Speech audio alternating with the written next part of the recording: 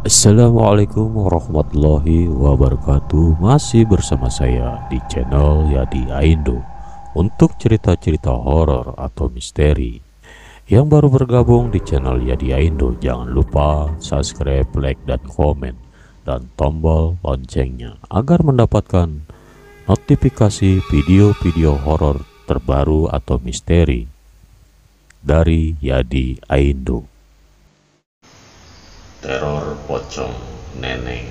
Awal kematian tragis Neneng saat Neneng tengah bergumul dengan Marjuki. Mereka tak sadar jika ada seorang warga yang mengintip kelakuan bejat mereka melalui celah-celah bambu rumahnya. Sesaat air liur pemuda itu menetes menyaksikan adegan panas yang tengah mereka lakukan. Krasak! Tanpa sengaja kakinya telah menginjak sebuah botol bekas minuman. Neneng dan Marjuki yang kala itu tengah asik bercumbu menoleh ke arah suara tersebut. Lelaki berbadan kekar itu langsung memakai sarungnya, begitupun Neneng. Wanita itu kembali mengambil kain berbentuk kemben yang kemudian dililitkan di tubuhnya. Merasa ketakutan, pemuda itu langsung berlari sambil berteriak, "Mereka berbuat mesum! Mereka berbuat mesum!" teriaknya, mengundang semua warga di kampung itu untuk membukakan pintu dan melihat ke arah sumber suara tersebut. Pas pemuda itu tersengal, ia pun berhenti tepat di depan rumah Kiai Abdul Salam, sedangkan seluruh warga sebagian sudah mulai berdatangan dan menggerumuninya, lalu disusul warga yang lain. "Ngomong le, opo maksudmu? Mau bicaralah, nah apa maksudmu?" ujar seorang ibu-ibu yang diduga adalah istri dari Marjuki.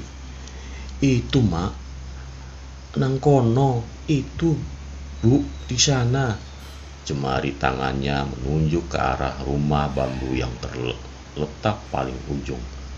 "Loh, kui kan omahnya Neneng. Loh, itu kan rumahnya Neneng."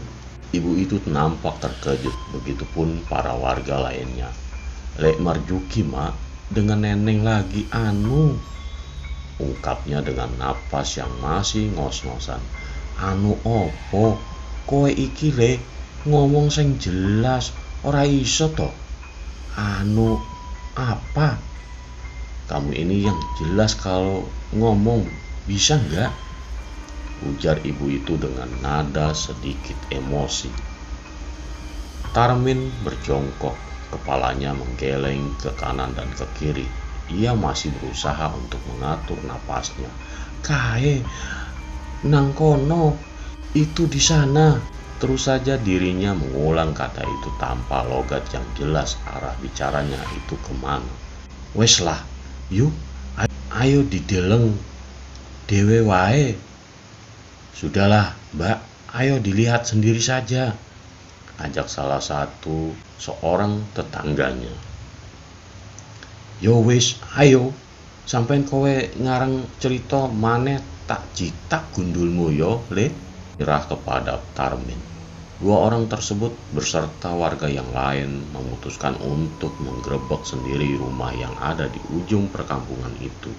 Sedangkan pemuda yang menyebarkan berita itu nampaknya tidak turut serta. Dirinya masih merasa deg-degan dengan apa yang dilihatnya tadi. Ia melangkah menuju emperan rumah Kiai Abdul Salam dan duduk di sana sambil menunggu apa yang terjadi selanjutnya. Kresek, krek, krek, suara deretan pintu yang terbuat dari bambu itu setelah dibuka. "Piye Kang? Ono opo Kang? Nang jobo? Bagaimana Kang? Ada siapa di luar?" tanya Neneng yang masih berada di dalam rumah. Marjuki menggeleng lalu menutup pintu itu kembali. "Ora eneng opo-opo. Ayo kita lanjutkan lagi. Tidak ada apa-apa. Tidak ada siapa-siapa. Ayo lanjutkan."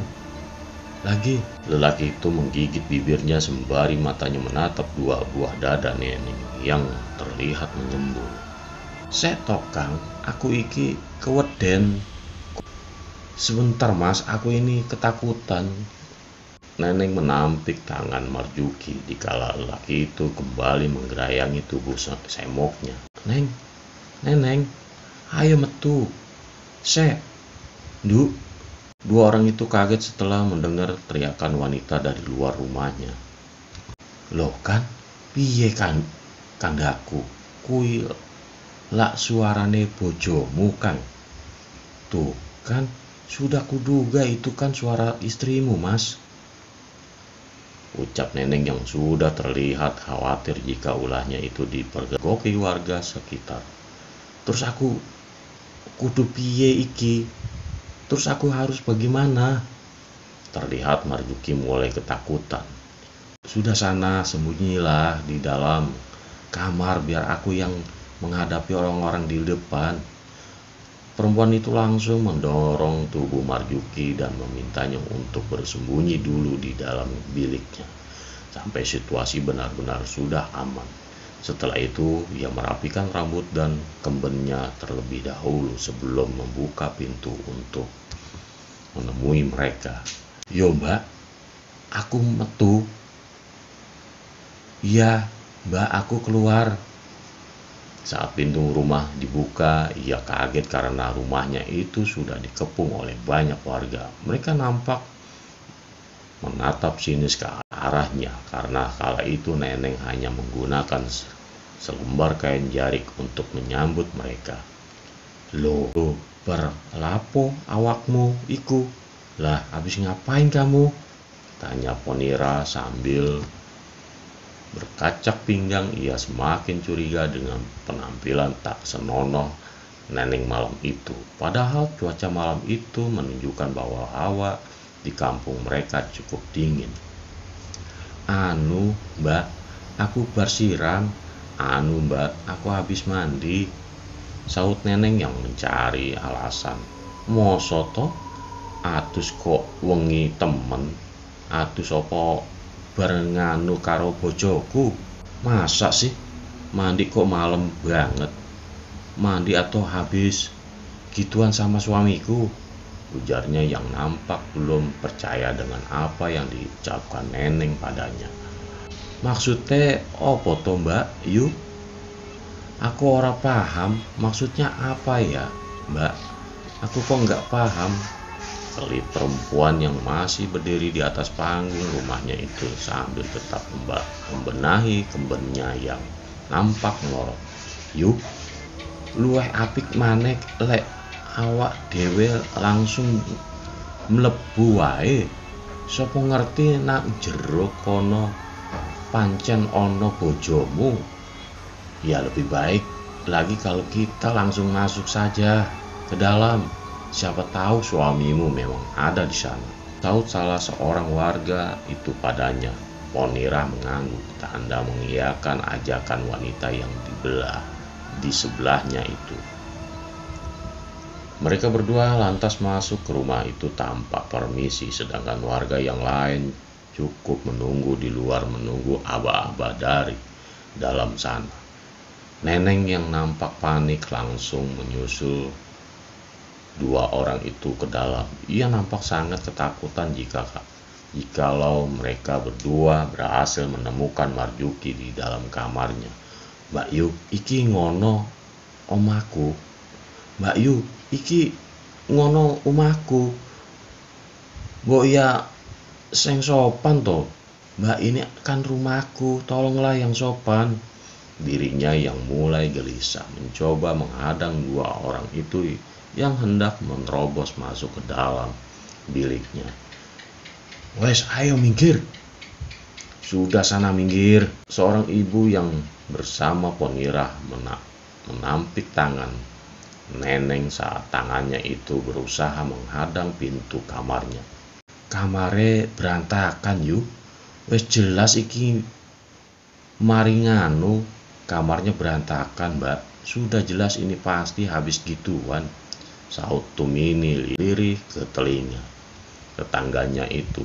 Dia tak mau melepaskan kesempatan untuk terus menyalakan api di dalam hati Ponira. Alih-alih balas dendam karena dirinya sangat tidak menyukai kehadiran Neneng di kampungnya, karena kerap sekali memakai pakaian seksi saat keluar rumah, yang membuat para laki-laki, termasuk suaminya, menjadi hilap mata.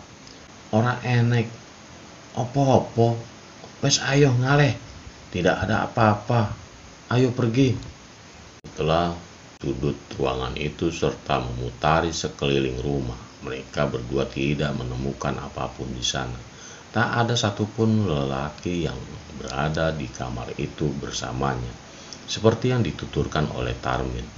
Saat kaki Tumini akan melangkah keluar menyusul Ponira yang sudah mendahuluinya, ia melihat satu kaki yang tak sengaja terlihat di balik gordeng jendela kamar itu.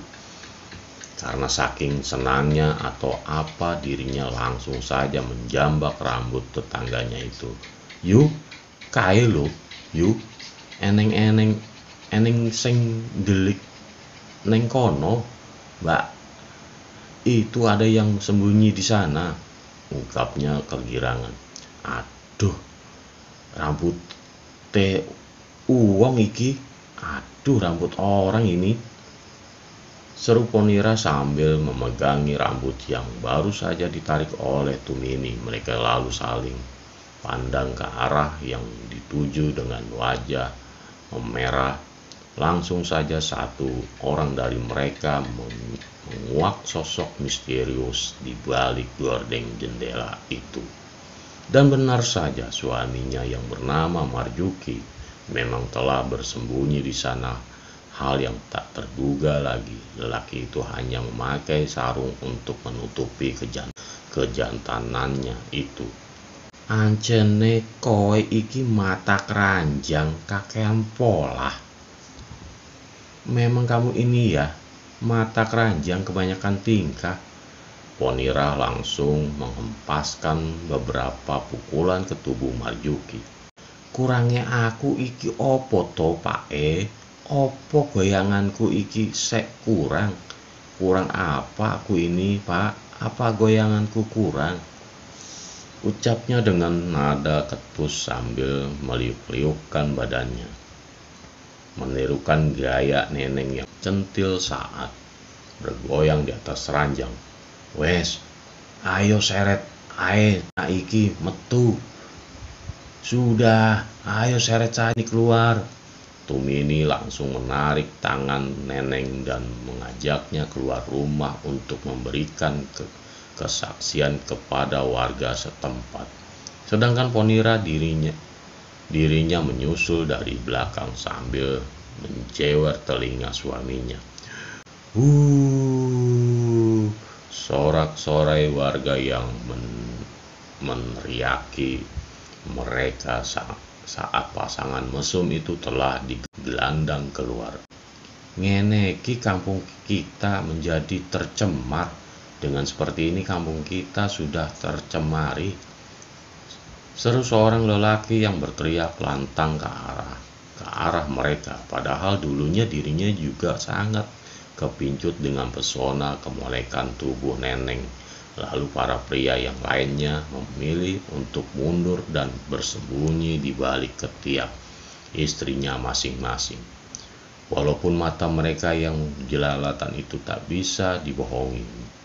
Meski tubuhnya bersembunyi, namun netranya tetap menatap tubuh seksi Neneng yang hanya berbalutkan kemben. Memang perempuan gatel, pantesan kamu ini diginikan ya. Para warga yang lain langsung meraup wajah Neneng menggunakan tanah yang sudah dibasahi dengan air. Piye lek, rupane wis koyo ngene, apa yo kabeh sing kepincut karo wedokan iki? Bagaimana jika wajahnya sudah kotor seperti ini? Apa semuanya masih tergila-gila dengan perempuan satu ini? Tumini berteriak lantang, yang sesungguhnya ucapannya itu ditunjukkan kepada para pria hidung belang yang ada di sana, termasuk juga suaminya. Wes, ayo langsung diarak wae, atau perlu kita binasakan saja perempuan ini. Sudah, ayo langsung kita arak saja. Celetuk Ponira yang masih dalam keadaan emosi karena memergoki suaminya yang selingkuh dengan wanita bernama Neneng itu. Tarmin, pemuda yang memberikan informasi tadi, tiba-tiba muncul di keramaian itu bersama Ustadz Abdul Salam dan juga Darmoko, suami dari Minul yang pernah tempo lalu dirayu oleh Neneng. Namun beda dengan yang lainnya, Darmoko merupakan tipe suami yang sangat setia kepada istrinya, walaupun pernikahannya dengan Minul tidak berdasarkan rasa cinta, melainkan karena dijodohkan oleh orang tuanya. Jangan main hakim sendiri, ibu-ibu. Ini kan bisa dimusyawarahkan dulu secara baik-baik, ujar Darmoko yang mencoba melerai suasana yang nampak sudah membara di sana. Alah, ora usah jaim kowe Dar, sok-sokan ngebelani sing wis jelas-jelas salah. Apa kowe yo pengen ngerasano tubuh si pelacur iki? Alah, tidak usah jaim kamu Dar, sok-sokan membela yang sudah salah. Apa kamu juga ingin mencicipi tubuh si pelacur ini? Sentak Tumini sambil menjendulkan kepala Neneng berulang kali. Astagfirullah, bagaimana ini Ustadz? Darmoko hanya mengelus dada kemudian meminta saran kepada sesepuh desa yang berdiri di sebelahnya itu. Tenang para warga, tolong jangan main hakim sendiri. Wanita ini juga punya perasaan. Beliau memajukan langkahnya beberapa jengkal, mencoba menenangkan hiruk pikuknya suasana yang sudah kacau. Wes ayo, ora usah ngatek liane, langsung usir wanita liar iki dari kampung kita. Bagaimana? Sudah yo, jangan hiraukan yang lain, langsung saja kita usir wanita liar ini dari kampung kita, teriak Tumini lantang. Setuju, sautan dari warga yang nampak mengiyakan ajakan Tumini. Mereka semua lalu mengarak Neneng ke jalanan dan dengan sengaja mendorong tubuh Ustadz Abdul Salam hingga tersungkur. Darmoko yang melihat kejadian itu langsung bergegas untuk menolong beliau. Sungguh keterlaluan memang mereka, ucapnya dengan menggelengkan kepala. Bakar, bakar. Diusir pun itu masih belum cukup, ucap satu lelaki yang bersembunyi di belakang tubuh istrinya itu.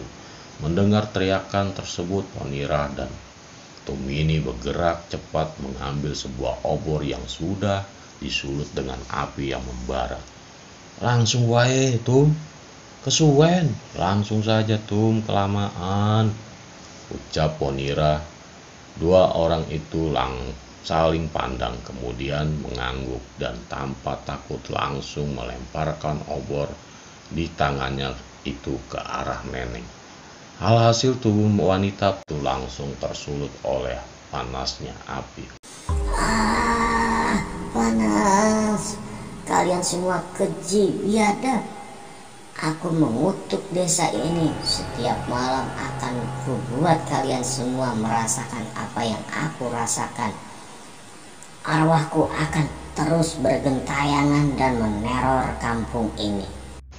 Suara teriakan pilu Neneng yang kemudian menjadi sumpah serapah dan mengutuk seluruh penghuni kampung tersebut yang sudah dengan sengaja menghakimi dirinya.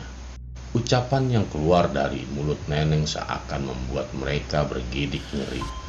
Lain halnya dengan tindakan yang sudah mereka perbuat pada wanita itu dengan berani. Kini nyali mereka seakan menciut, namun semua itu telah terlambat. Mereka hanya bisa menyesali apa yang sudah terjadi di depan matanya. Setelah itu para warga membubarkan diri masing-masing dan meninggalkan tubuh itu yang sudah dilalap oleh si jago merah. Tak lama Darmoko dan Ustadz Abdul Salam datang, kemudian mereka langsung mengambil air dan menyiramkannya ke arah kobaran api yang ada di depannya itu. Setelah percikan api mati, terlihat tubuh gosong Neneng yang hampir semuanya melepuh. Sayangnya, nyawa Neneng sudah tak bisa diselamatkan, dan wanita itu tewas secara mengenaskan di tangan warga kampung. Darmoko langsung berniat menguburkan jenazah yang hampir menjadi arang itu dengan layak. Melalui bantuan dari istrinya, Minul, entah bagaimana nantinya proses memandikan jenazahnya, yang penting jasad Neneng bisa langsung dikebumikan. Kematian Neneng yang tak wajar menyebabkan kampung itu seolah menjadi kampung kutukan. Berkali-kali rumah mereka diteror oleh sesosok pocong berwajah menyeramkan yang selalu menggedor-gedor pintu rumah mereka. Ketakutan Darmoko seolah tiada yang sudi lagi membantu Darmoko untuk memakamkan jasad Neneng dengan layak. Lelaki yang mempunyai postur tubuh ideal itu harus turun tangan sendiri menyelesaikan segala proses penyemayaman dengan selembaran jarik sebagai bahan penutup.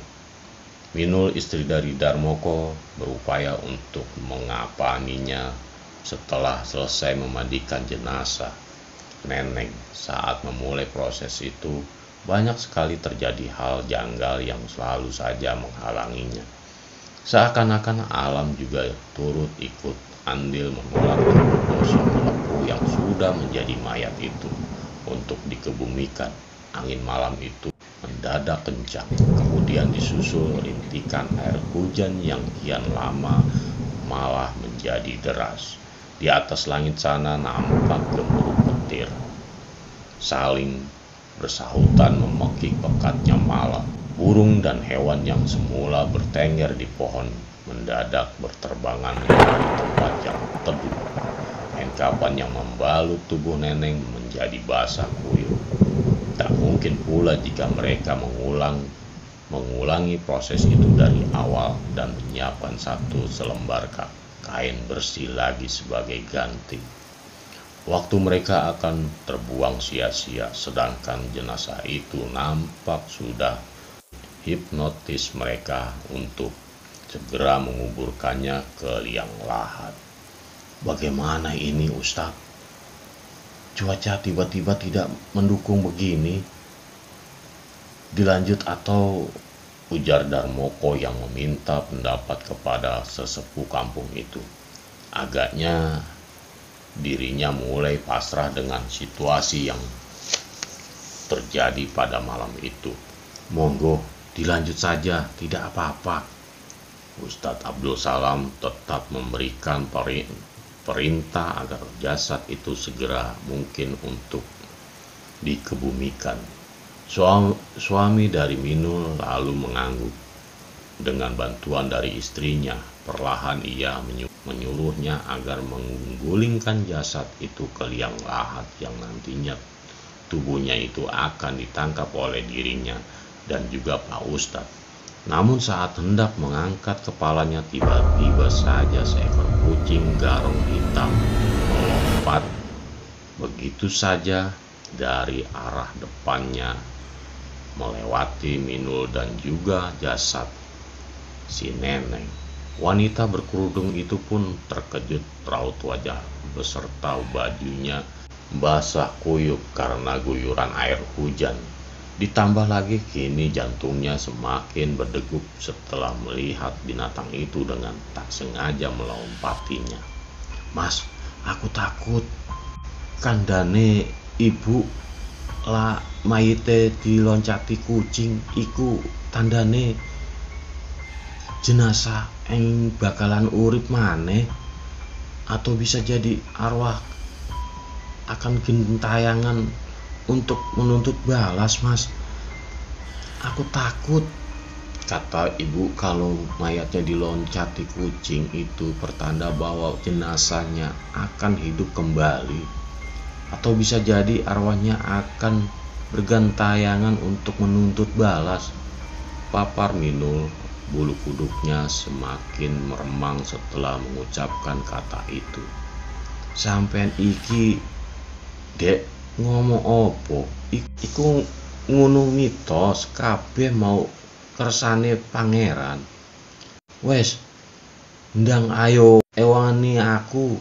Kamu ini, dek, ngomong apa? Itu cuman mitos, semua sudah di kehendak yang di atas. Sudah, ayo bantulah aku, tutur Darmoko setelah menjelaskan semuanya kepada istrinya. Betul apa kata suamimu. Lagi pula tidak ada jasad yang bisa hidup kembali, ucap Ustadz Abdul Salam menimpali percakapan di antara mereka. Lewat dini hari di bawah genangan air hujan yang masih turun membasahi tanah, Ustadz Abdul Salam Darmoko beserta istrinya tetap meneruskan niatnya untuk segera memakamkan jasad Neneng dengan layak. Semoga setelah proses kremasi ini arwah Neneng bisa tenang di alam sana, dan firasat buruk yang dirasakan Minul semoga tidak menjadi kenyataan. Hasil akhir tinggal menutup tubuh jenazah menggunakan beberapa papan kayu dan juga batu. Tak lupa Darmoko membuka ikatan tali kain kafan yang ada di leher si mayat. Setelah semua proses selesai, mereka berdua langsung naik ke atas dengan dibantu oleh Minul. Kemudian disusul Darmoko yang mengulurkan tangannya kepada Ustadz Abdul Salam untuk mengangkat tubuhnya keluar dari liang lahat itu. Mereka lalu kembali berlanjut mengambil 2 buah pacul untuk menguruk tubuh jenazah dengan gundukan tangan yang masih basah, yang nantinya akan diratakan pada makam tersebut. Darmoko kemudian mengambil sebongkah batu besar untuk menandai bahwa gundukan tanah itu merupakan makam si Neneng. Karena terbatasnya tenaga dan tak ada warga lain yang mau membantu, juga tanpa persiapan apapun, terpaksalah sebagai pengganti papan nisan mereka memutuskan menggantikannya dengan meletakkan batu besar di ujung makam tersebut. Tidak afdol jika sebuah makam dibiarkan polos begini saja. Sudah, ayo pulang. Besok saat kita ke pasar, kita mampir membeli bunga untuk taburan makam almarhumah. Tidak afdol jika sebuah makam dibiarkan polos begini saja, celetuk Minul kepada suaminya. Darmoko mengangguk setelah Ustadz Abdul Salam selesai membacakan doa. Mereka bertiga kemudian memutuskan untuk kembali pulang ke rumahnya masing-masing. Matur sembah nuwun Pak Ustadz, sudah bersedia membantu saya untuk memakamkan jenazah almarhumah dengan layak, ucap Darmoko sembari sungkem menjabat dan mencium tangan beliau. Tidak apa-apa, namun sayangnya harusnya semua ini tidak terjadi. Jika di kota yang lebih besar, maka kasus seperti ini akan ditindaklanjuti. Tapi ya, mau bagaimana lagi? Yang namanya orang kampung, kalau sudah ngamuk, demit ora dulit, setan yo ora doyan. Bukan begitu, Mas, ujar sesepuh kampung tersebut sambil sesekali menyelipkan satu candaan di dalam kata-katanya itu. Darmoko beserta istrinya pun turut tertawa mendengar ucapan dari beliau. Saat sudah berada di depan rumah Pak Ustadz, pasangan suami istri itu pun kembali untuk berpamitan. Karena mereka masih harus melewati rumah-rumah warga yang lain dan harus melewati area persawahan agar bisa segera sampai ke rumahnya sendiri. Memang rumah itu merupakan peninggalan dari almarhum mertua Darmoko untuk istrinya Minul yang yang nantinya setelah putrinya itu menikah, maka rumah tersebut akan berbalik nama menjadi rumah mereka. Selain itu, orang tua Minul juga meninggalkan beberapa petak sawah yang cukup luas, yang sebelum kepergian keduanya mereka telah berpesan bahwa sawah tersebut akan kembali digarap oleh menantu beserta anak semata wayangnya.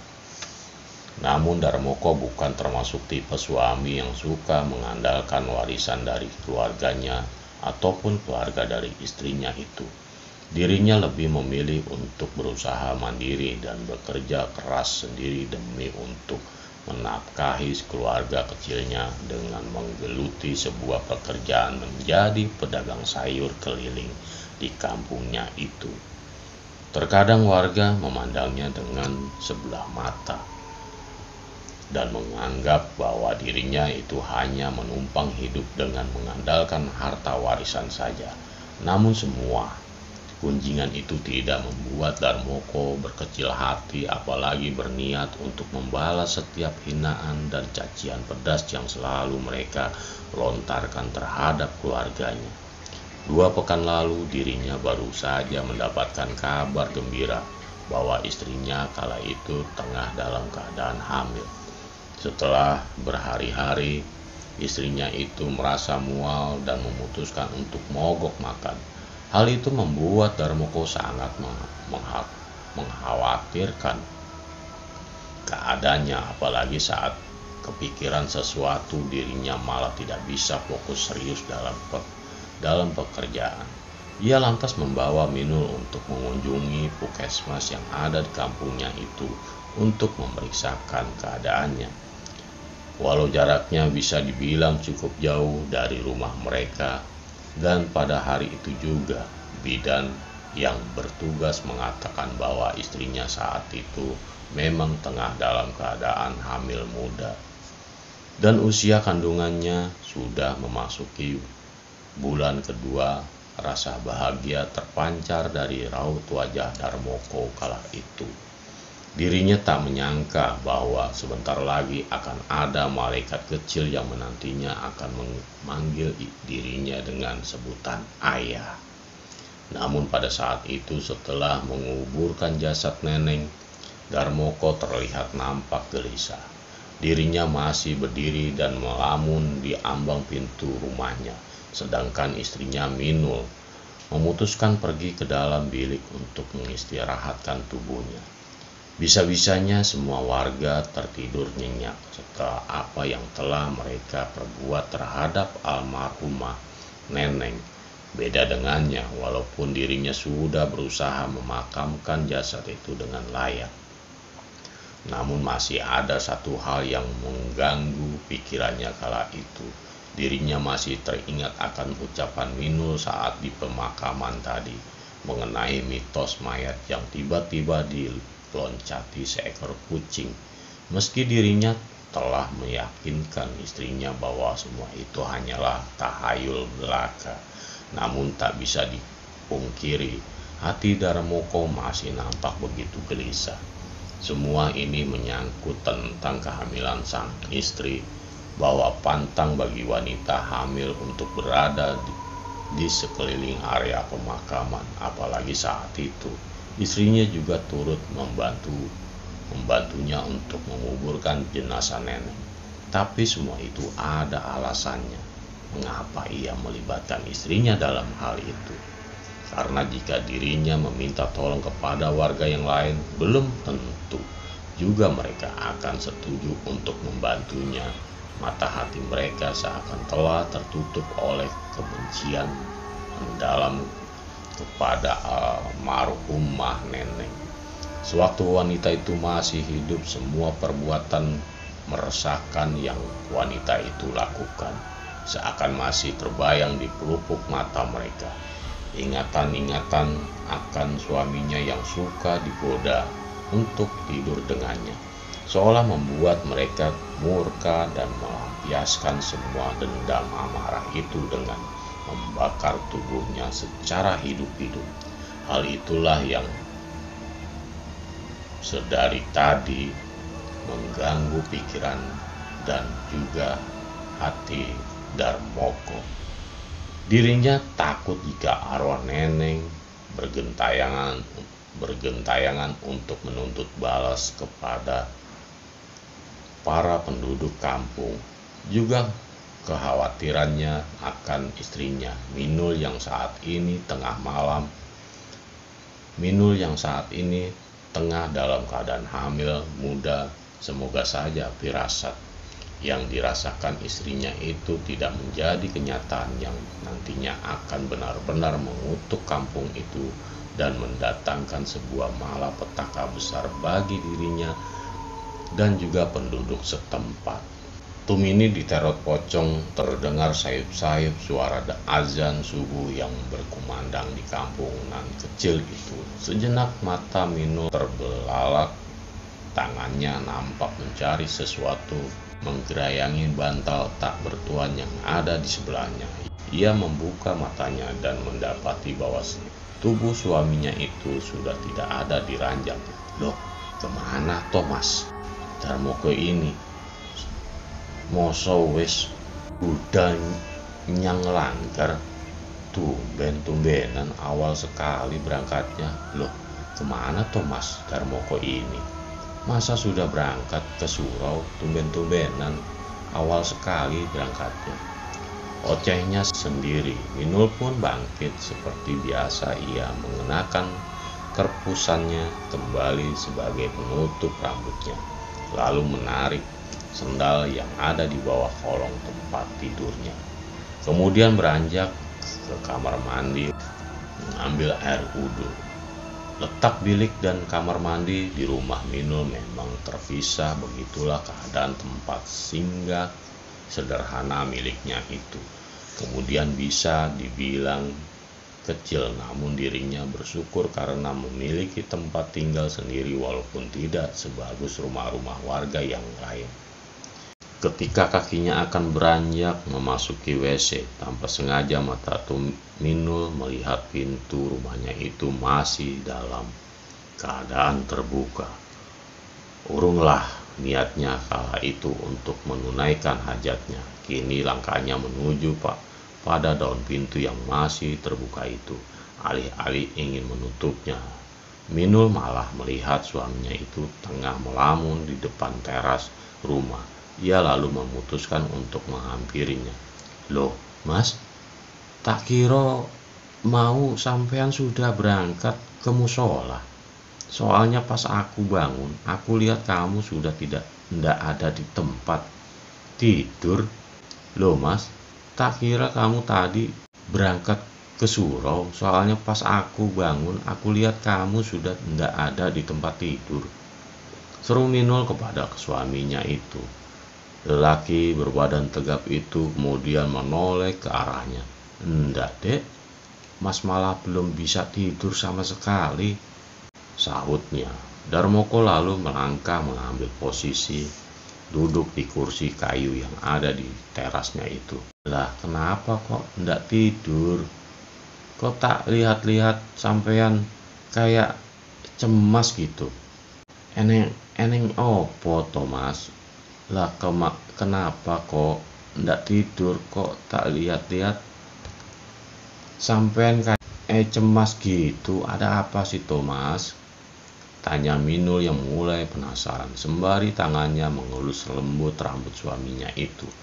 Darmoko berganti mengusap perut Minul, ditempelkannya daun telinganya untuk mendengar detak jantung janin yang ada di rahim istrinya.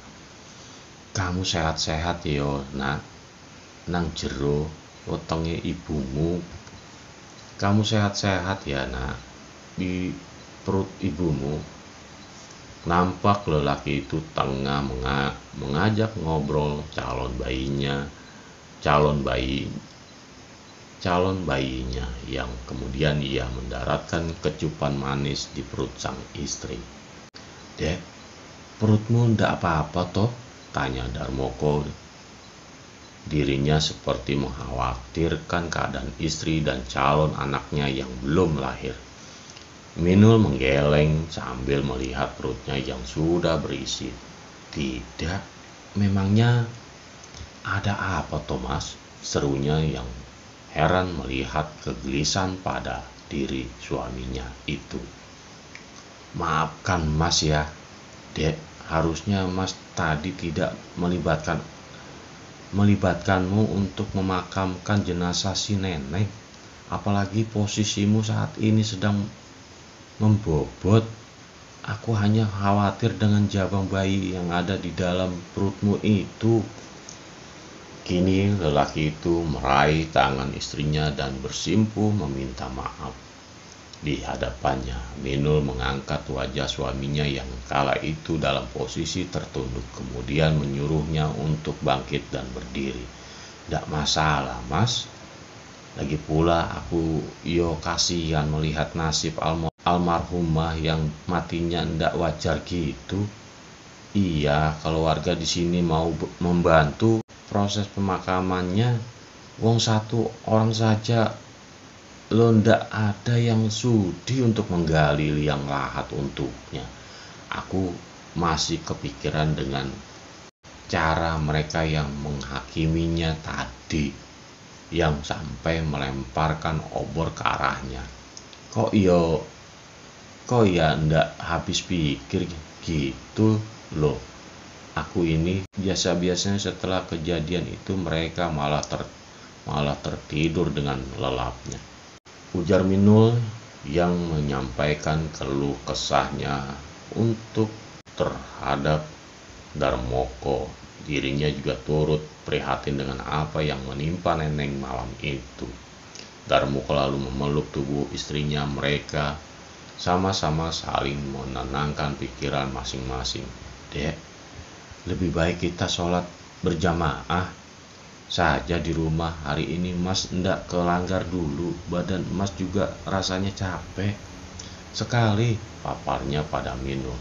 "Iya Mas, ayo sekalian kita berdoa untuk almarhumah. Semoga amal dan ibadahnya bisa diterima oleh Yang Maha Kuasa." Setelah itu mereka berdua masuk ke dalam rumah untuk menunaikan kewajibannya sebagai seorang muslim. Seperti biasa, Tumini juga bangun pagi-pagi sekali dan berniat berangkat ke pasar untuk membeli sayur mayur dan juga lauk pauk untuk sarapan pagi suami beserta anak-anaknya. Ia lalu bergegas mengambil handuk dan buru-buru mandi sebelum barang yang dibutuhkannya itu habis dibeli orang lain. Wajar saja, para pembeli di pasar kebanyakan berlomba-lomba untuk mendapatkan barang yang mereka inginkan. Jika habis, maka mereka harus mencari menu yang lain untuk dimasak.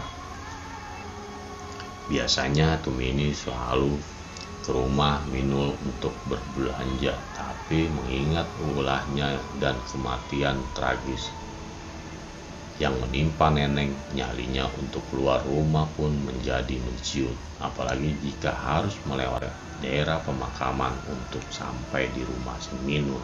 Maka dari itu dirinya memutuskan untuk membangunkan suaminya dan menyuruhnya untuk mengantarkannya ke pasar saja. Lagi pula di pasar nanti dirinya juga akan bertemu Darmoko yang menjajakan dagangannya di sana. Dilihatnya suaminya yang tertidur pulas di bawah ranjang tempat tidurnya dengan beralaskan tikar anyaman.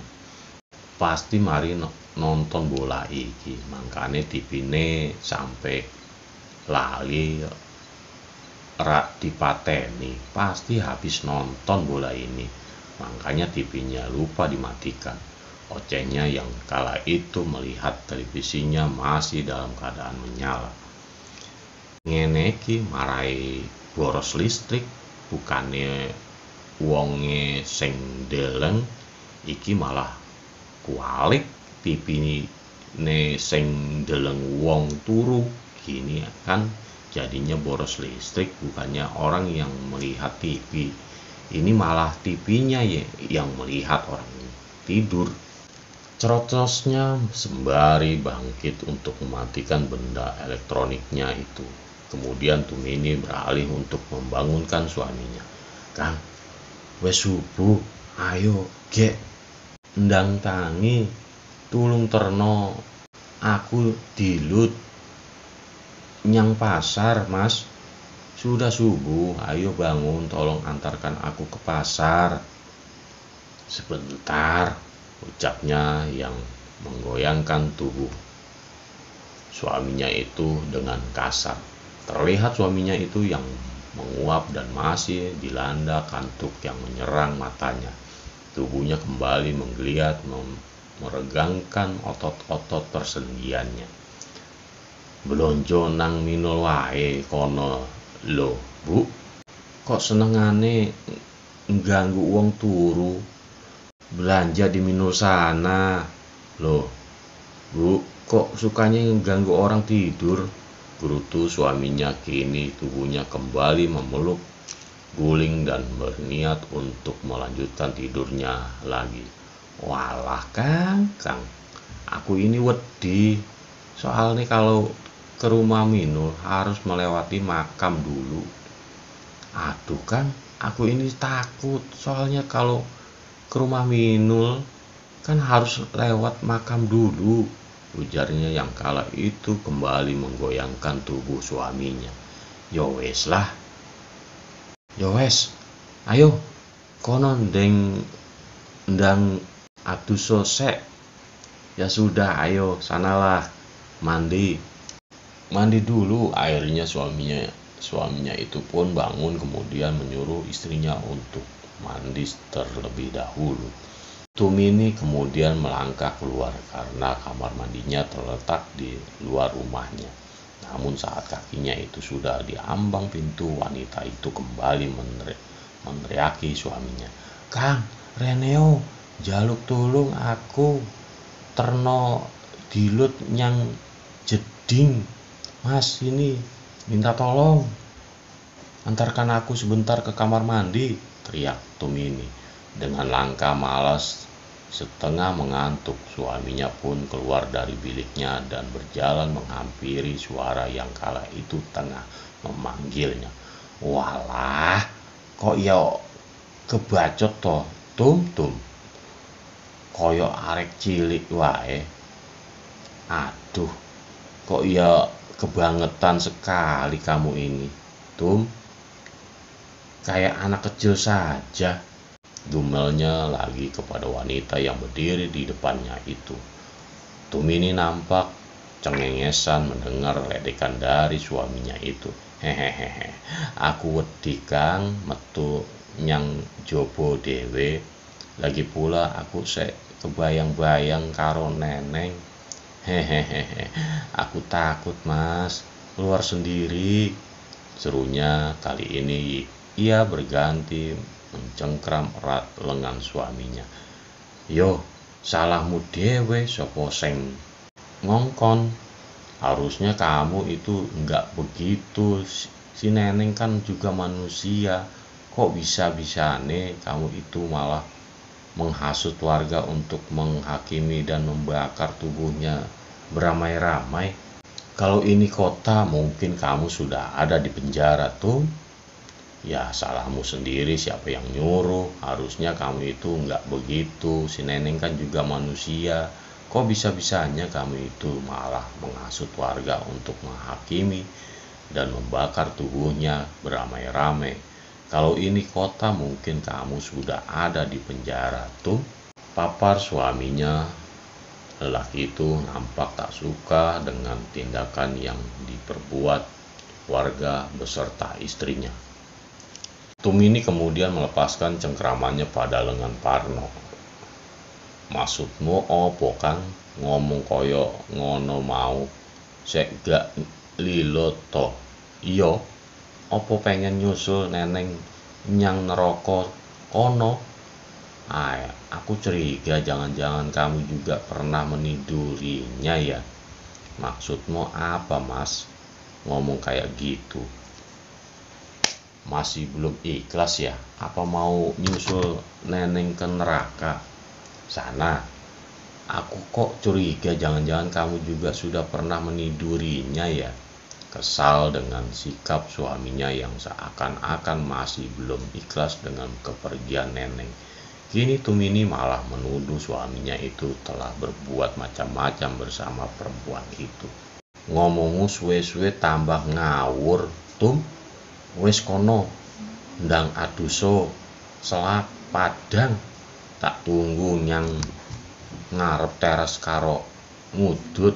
Bicaramu lama-lama ngelantur. Tum, sudah sana mandi, keburu siang nanti. Aku tunggu di depan teras sambil nyulut rokok.